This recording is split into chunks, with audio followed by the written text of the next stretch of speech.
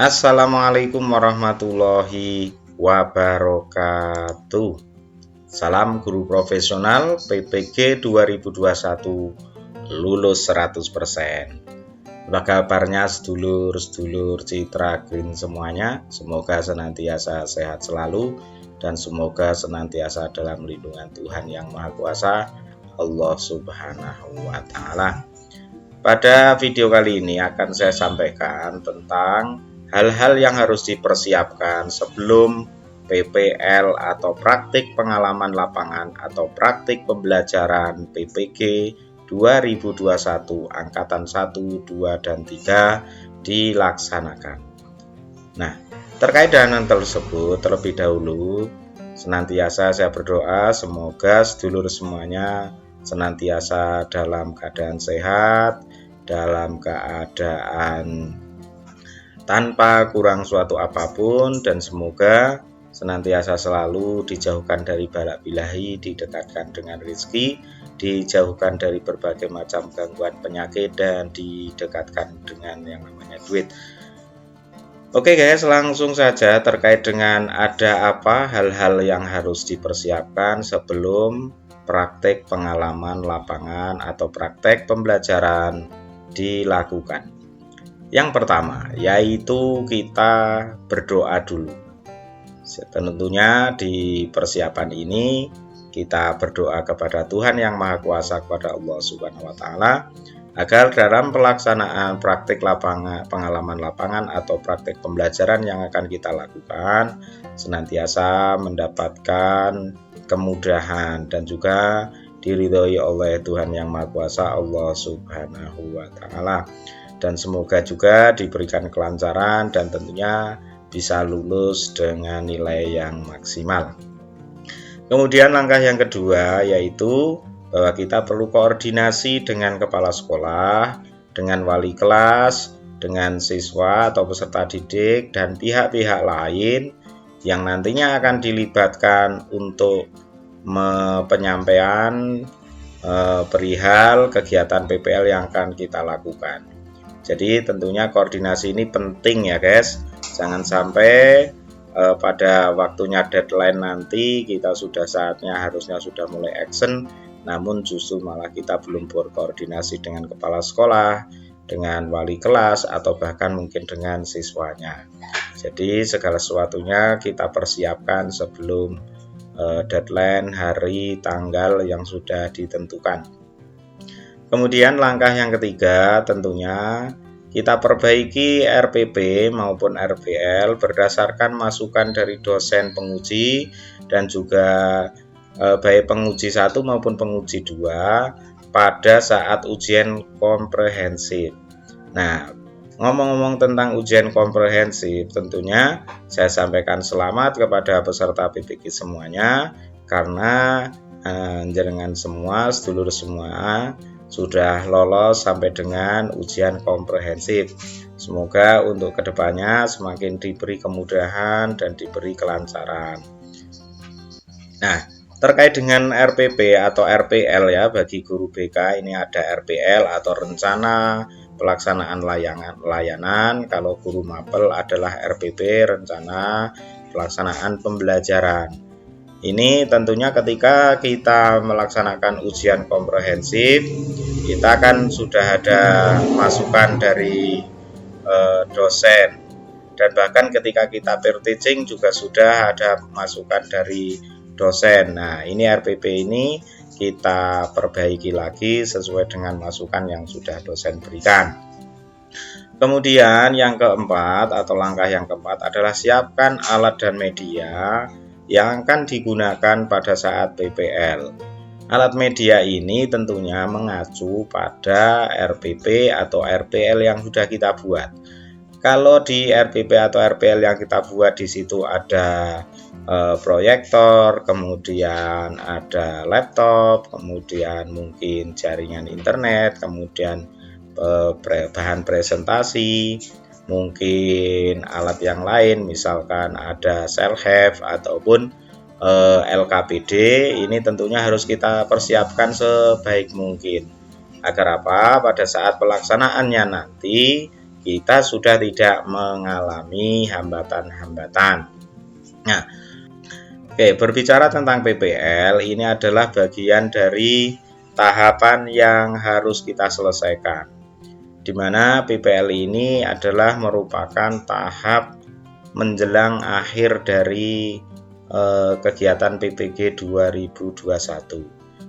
Kalau kita sudah masuk pada tahap PPL, ini artinya adalah sudah tinggal beberapa langkah lagi kita akan menjadi guru profesional yang bersertifikat pendidik. Nah, tentunya sebelumnya kan kita sudah mengalami ada uji komprehensif, kemudian pengembangan perangkat pembelajaran, kemudian ada pendalaman materi.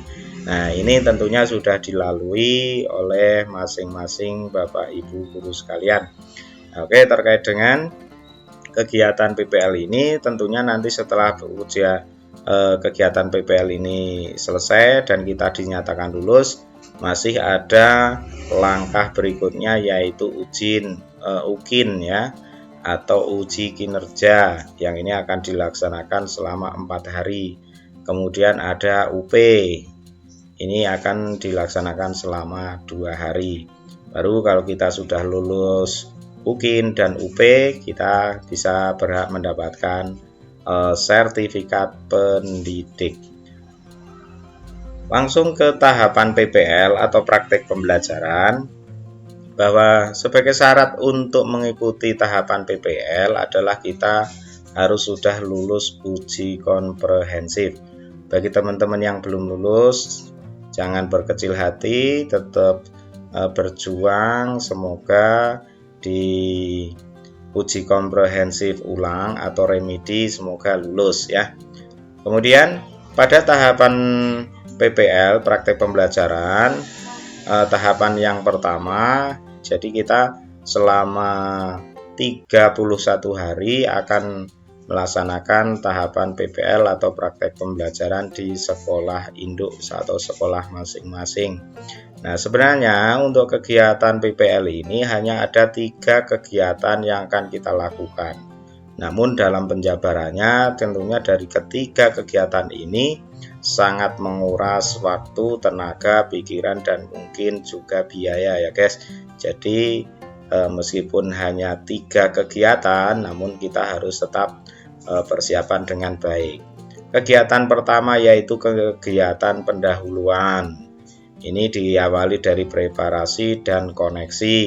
Kemudian penerapan atau inti, yang ini adalah merupakan pelaksanaan dari praktik pembelajaran.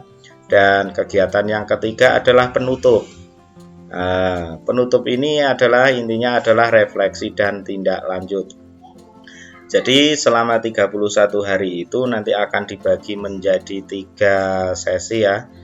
Untuk setiap RPL atau RPP yang sudah kita buat itu akan dilaksanakan selama 10 hari. Jadi selama 10 hari itu nanti akan dibagi, ada pendahuluan, penerapan atau inti, dan penutup. Nah, untuk beban belajar dan waktu, bahwa untuk PPG dalam jabatan 2020 ini, bahwa PPL ini adalah beban belajarnya adalah sebanyak 4 SKS atau selama 26 hari. Namun pada pelaksanaan PPG dalam jabatan tahun 2021 ini praktek pembelajarannya sama 4 SKS namun ditempuh dalam waktu 31 hari. Jadi ada perbedaan jumlah harinya kalau jumlah SKS-nya adalah sama. Kemudian untuk tujuan dari dilaksanakan praktek pembelajaran, yaitu yang pertama dalam rangka untuk mengembangkan kemampuan reflektif guru dalam pembelajaran peserta didik. Kemudian melakukan inovasi dengan menyusun dokumen rancangan pembelajaran, media pembelajaran, bahan pembelajaran yang lebih efektif untuk meningkatkan kualitas atau mengatasi permasalahan pembelajaran yang dihadapi, baik secara daring maupun secara luring. Kemudian yang ketiga, melaksanakan pembelajaran sesuai rancangan yang telah disusun dengan selalu memahami keberhasilan dan hambatan yang dihadapi. Dan yang keempat adalah melakukan refleksi dengan mencermati capaian dan hambatan yang telah dihadapi dan selanjutnya memikirkan langkah perbaikan. Nah, tentunya dalam hal ini bahwa praktik pembelajaran dirancang dalam 3 siklus progresif. Ini untuk guru mapel ya. Sedangkan untuk guru BK nantinya adalah menyesuaikan dengan dosen pendamping masing-masing. Kemudian masing-masing siklus tersebut berisi kegiatan pendahuluan atau preparasi dan koneksi, kemudian penerapan atau inti. Ini adalah merupakan pelaksanaan praktik mengajar, dan penutup yaitu refleksi dan tindak lanjut. Kemudian dalam hal pelaksanaan praktik pembelajaran bertepatan dengan hari tidak ada kegiatan pembelajaran di sekolah atau ketika siswa itu sedang dalam keadaan tidak ada kegiatan pembelajaran.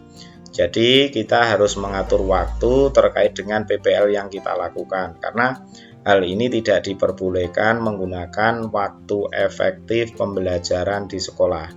Jadi kenapa kita harus berkoordinasi dengan kepala sekolah, dengan guru, wali kelas, dengan siswa, karena memang praktik pembelajaran yang kita lakukan ini adalah di luar jam pembelajaran aktif di sekolah. Jadi silahkan dipertimbangkan baik-baik, misalkan mengambil waktu sore hari atau malam hari atau seperti apa. Jadi ini sesuai dengan kesepakatan dengan stakeholder atau pihak-pihak yang terkait.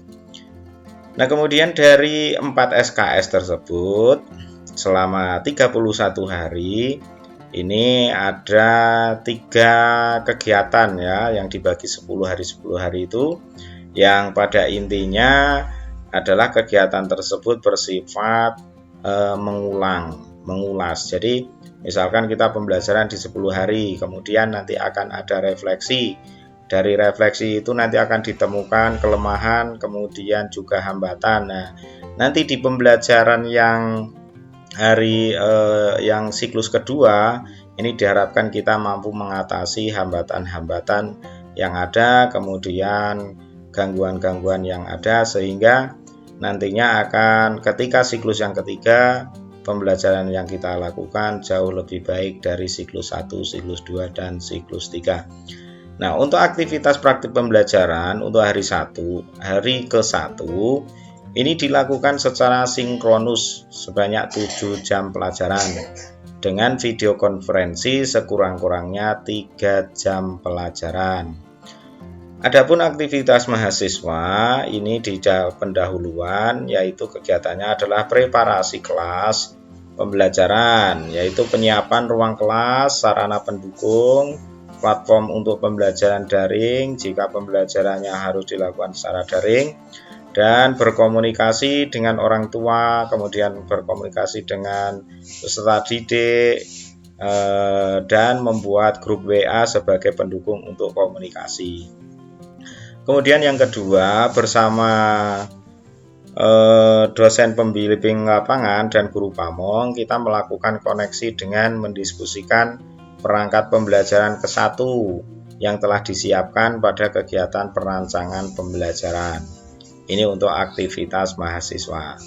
Kemudian di hari kedua dan ketiga, yaitu di kegiatan penerapan dan inti, yaitu bahwa kegiatannya adalah melaksanakan kegiatan praktek pembelajaran sesuai dengan perangkat pembelajaran ke-1 yang telah didiskusikan pada kegiatan pendahuluan.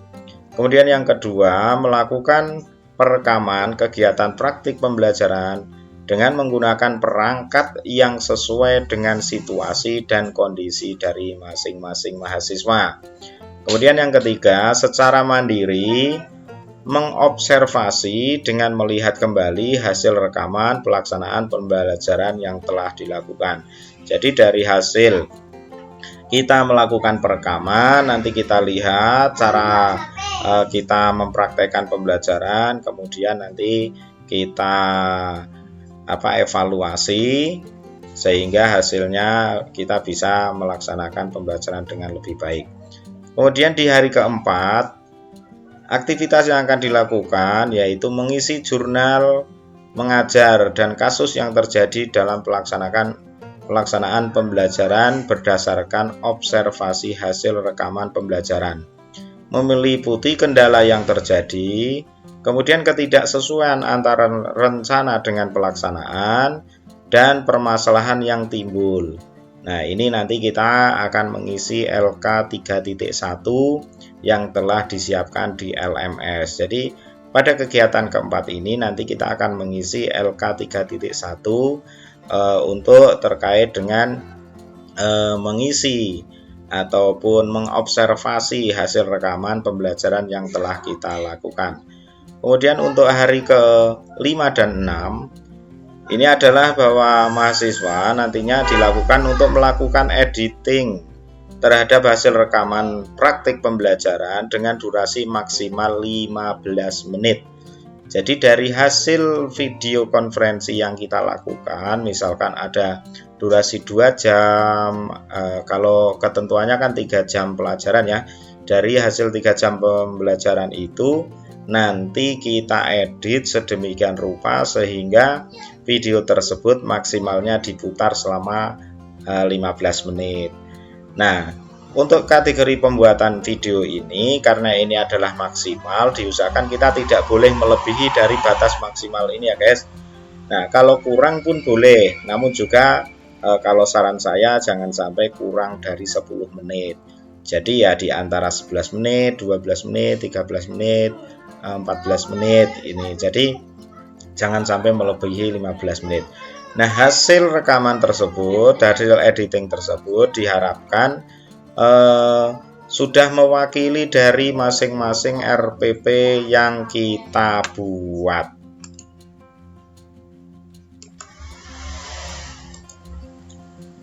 Kemudian setelah selesai mengedit video dengan durasi maksimalnya 15 menit, kita mengunggah hasil editing rekaman praktik pembelajaran ke-1 ke dalam LMS.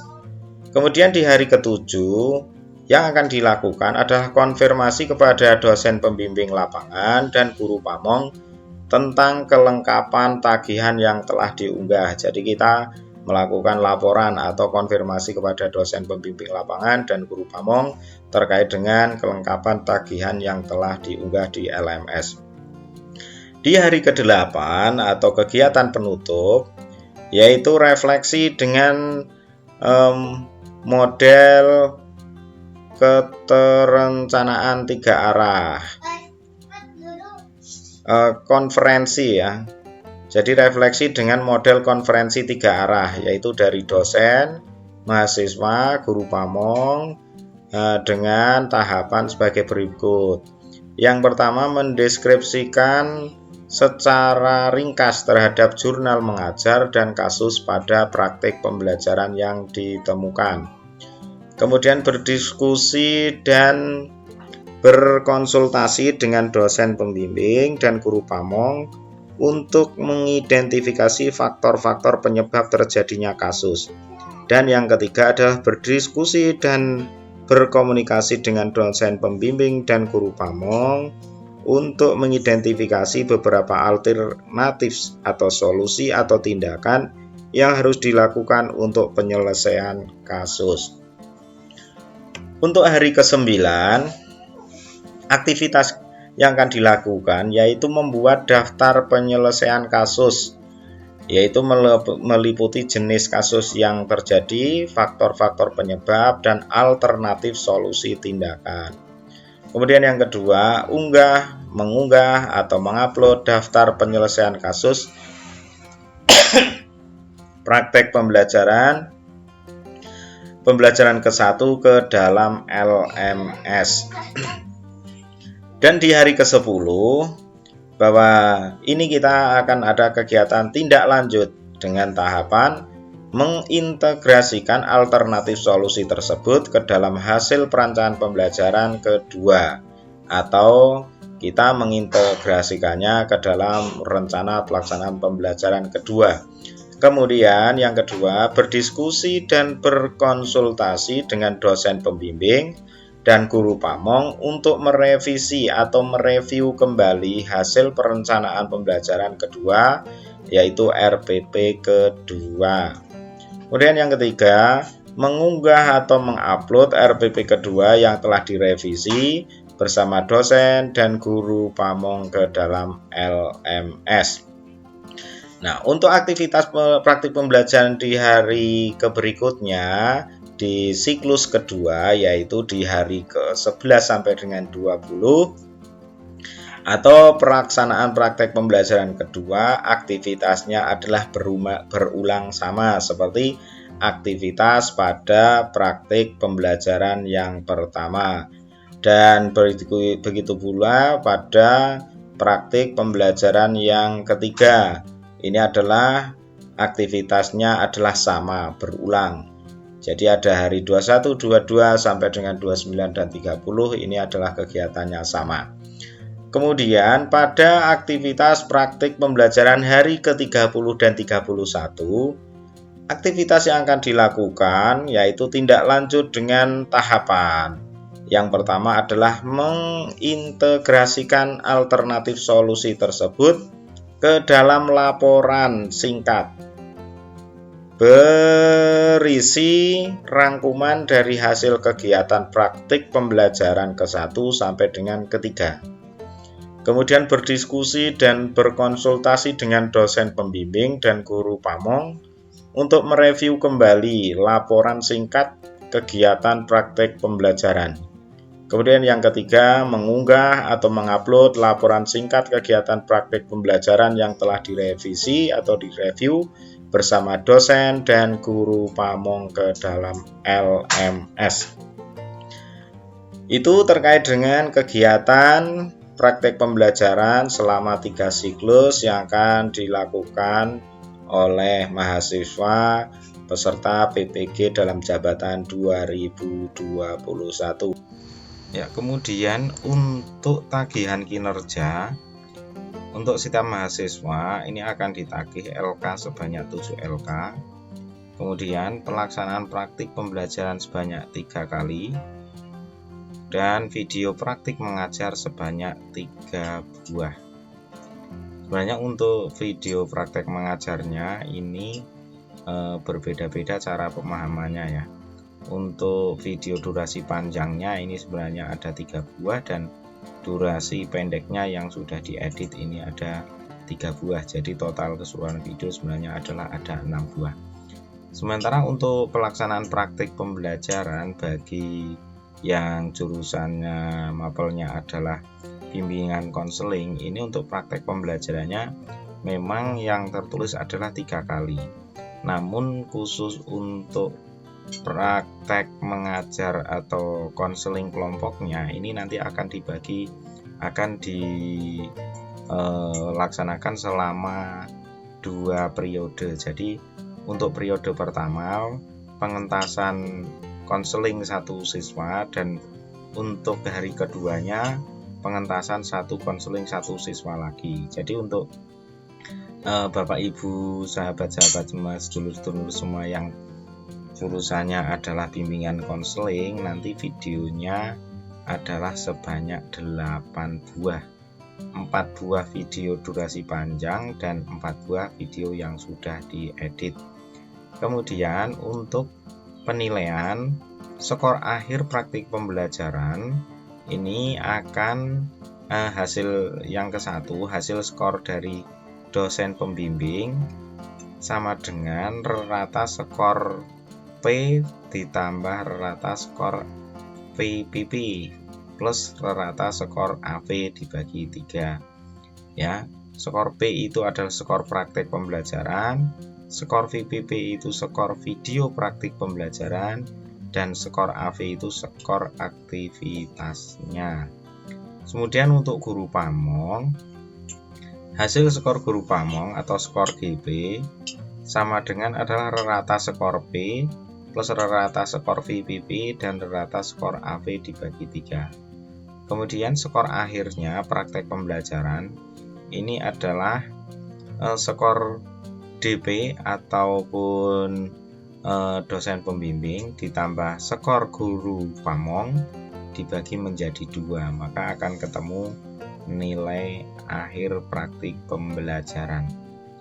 Kemudian untuk rubrik penilaian praktik pembelajaran ini sebenarnya bisa sedulur semua lihat pada lampiran yang ada di linknya, ada di deskripsi.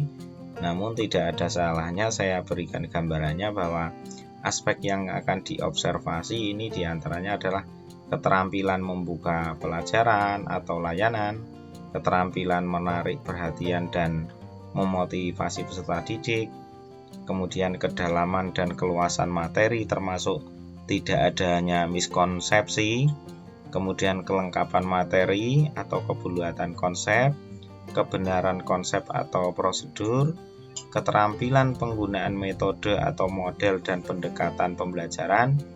Kemudian yang ketujuh, menerapkan pembelajaran yang mendidik dengan pendekatan technological, pedagogical, content knowledge atau TPAJK ya, berbasis platform revolusi industri 4.0. Kemudian keterampilan pengembangan variasi interaksi, keterampilan mengelola kelas, keterampilan memanfaatkan waktu, keterampilan mengorganisasi sumber belajar dan atau bahan ajar, kemudian kemampuan menggunakan teknologi informasi dalam pembelajaran.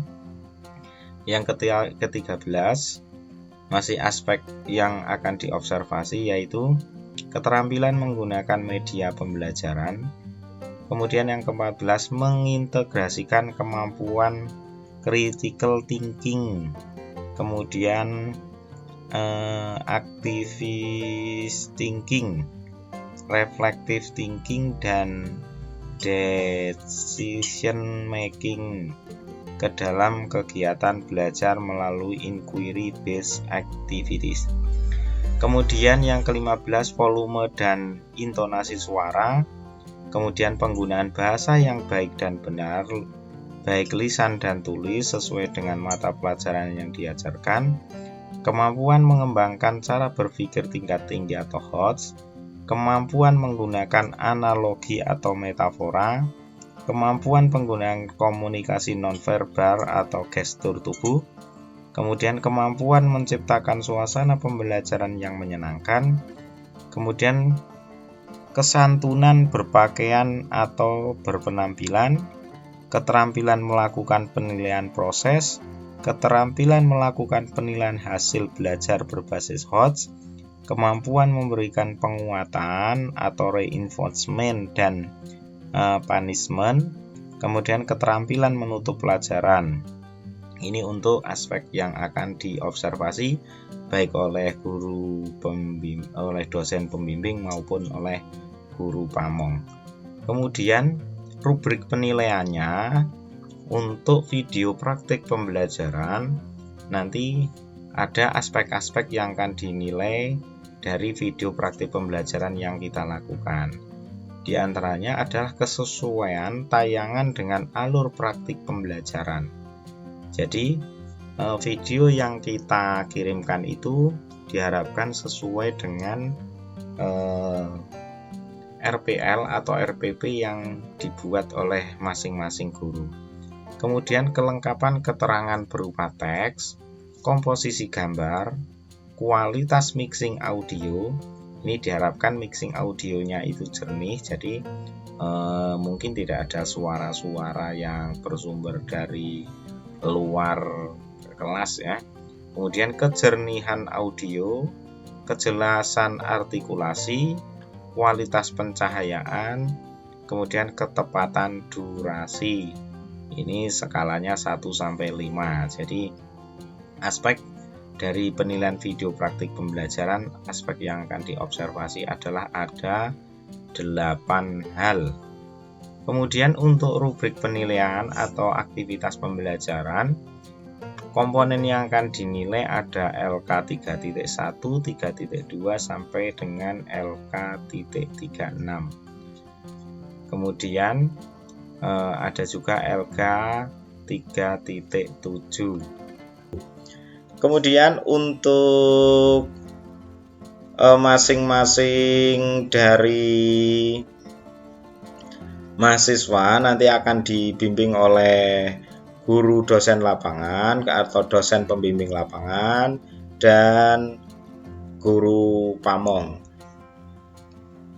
Kemudian setelah itu nanti silakan kepada sedulur-sedulur semuanya bisa mencermati materi terkait dengan praktek pembelajaran lapangan ini di materi yang saya sipkan linknya di deskripsi agar lebih jelas lagi, bisa dibaca sendiri dan silakan di-download sendiri. Linknya ada di deskripsi ya teman-teman. Ya sedulur-sedulur semuanya, semoga ada manfaatnya. Demikian terkait dengan pelaksanaan praktek pembelajaran yang akan kita lakukan. Semoga sedulur-sedulur semuanya diberikan kelancaran dan diberikan lulus 100% dengan hasil yang maksimal. Banyak kurangnya mohon maaf. Tentunya terima kasih sudah berkenan menonton video ini, dan apabila ada kritik dan saran silahkan untuk disampaikan. Dan tentunya saya akhiri, wassalamualaikum warahmatullahi wabarakatuh.